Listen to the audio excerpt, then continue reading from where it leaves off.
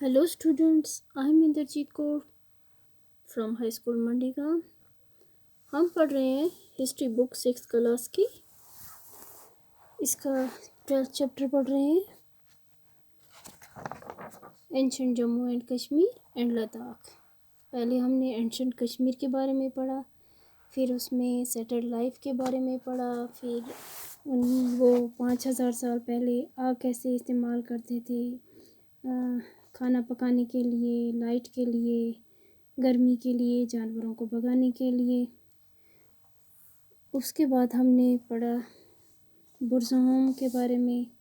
बुर्ज किसे कहते हैं, वो घरों को छत देते थे, वो पिट बनाते थे, अंडरग्राउंड पिट बनाते थे। तो आज हम इससे आगे अपना चैप्टर पढ़ेंगे। The source of living for people at Burzahom was hunting and collecting food। तो क्या ज़रिया था उन लोगों की ज़िंदगी बसर करने का बुर्ज़होम में? वो हंटिंग करते थे, शिकार करते थे और कलेक्टिंग फूड जमा करते थे, खाना ग़िज़ा शिकार करते थे और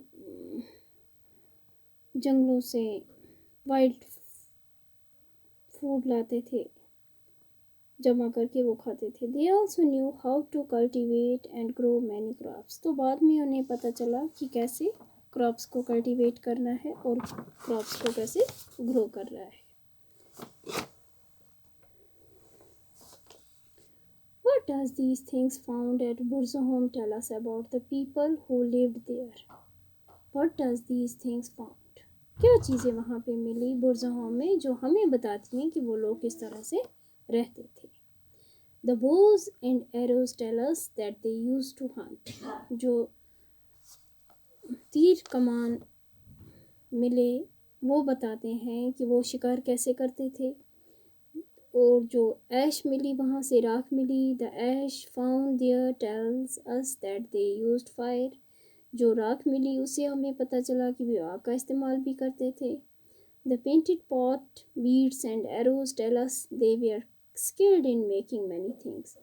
जो वो पॉट बनाते थे, बीड्स बनाते थे, एरोज बनाते थे, उनसे हमें पता चला कि वो कितनी महारत थी उनमें चीज़ें बनाने की। Though we can find out some detail about the people who lived at Burzahom। तो हम ये जानेंगे कि उनके बारे में डिटेल में जानेंगे कि वो किस तरह से बुर्ज़होम में रहते थे। There is still a lot that we do not know। बहुत कुछ ऐसा है जो हमें अभी भी पता नहीं है। For example, the grains found at Burzahom tell us that the people ate wheat। मिसाल के तौर पे जो हमें वहाँ पे ग्रेन्स मिले बुर्ज़होम में, वो हमें बताते हैं कि वो वीट भी खाते थे, कनक जिसे कहते हैं, बार्ले और मसूर की दाल। But we do not know whether they cooked these they the way we do today. लेकिन हमें ये नहीं पता कि वो भी इसी तरह से कुक करते थे जैसे हम आज कुक करते हैं, पका के दाल को या चावल को पका कर खाते हैं। Like Burzahom, there are many other places where people lived during those time।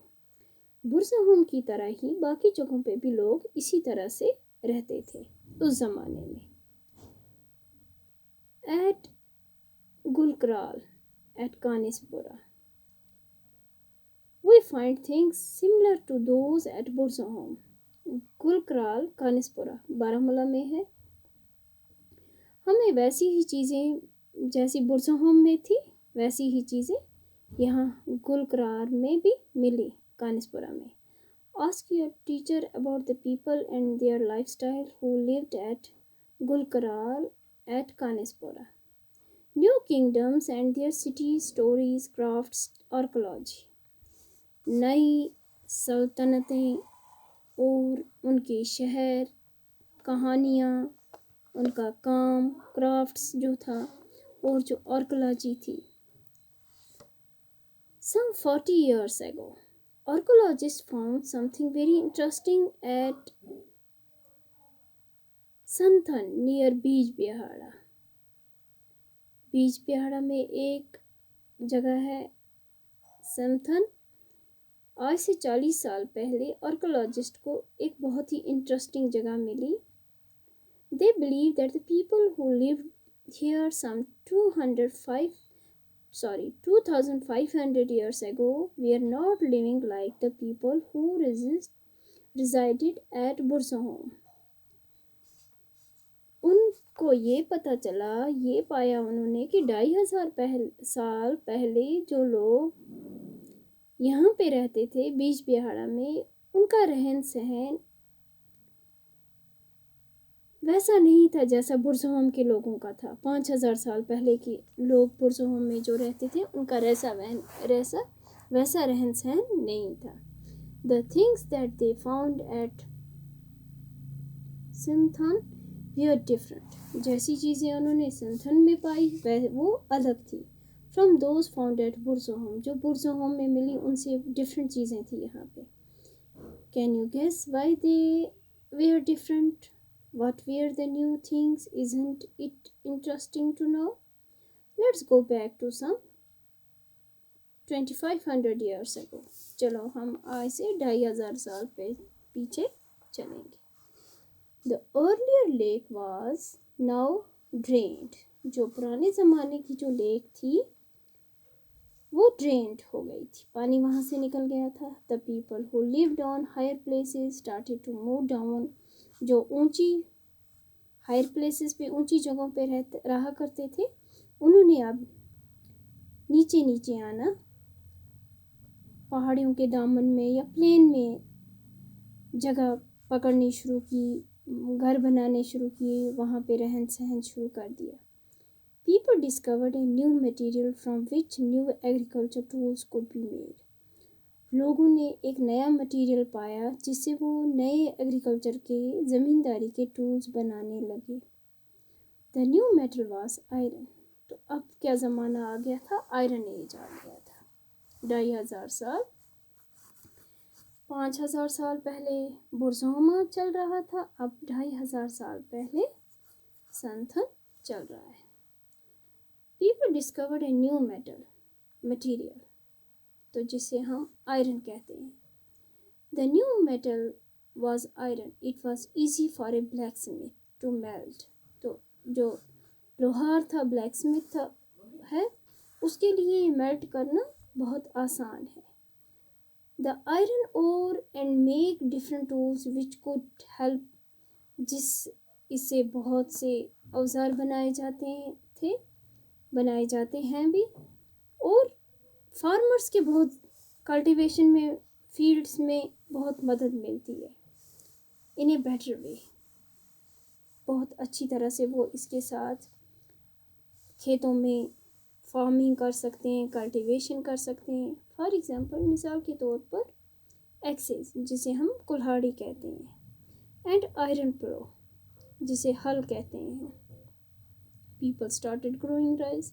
लोगों ने चावल उगाने शुरू कर दिए। इन एडिशन टू वीट के अलावा, एंड बार्ले और barley, farmers begin sprouting rice. ज़मींदारों ने पहले इनके स्प्राउट्स निकाले, first and then planting its seedlings. तो फिर उसके बाद पहले इसकी स्प्राउटिंग की, फिर इसकी planting its seedlings in the fields, तो उसकी प्लांटिंग बाद में की। As we do nowadays, जैसा कि हम आजकल करते हैं। In this way more plants could grow. इस वे से प्लांट्स ज़्यादा ग्रो होते हैं। And people got more rice. और जो लोग हैं, खेती बाड़ी करते हैं, एग्रीकल्चर करते हैं, उन्हें चावल बहुत मिलता है। These two change help people to grow more crops on more land.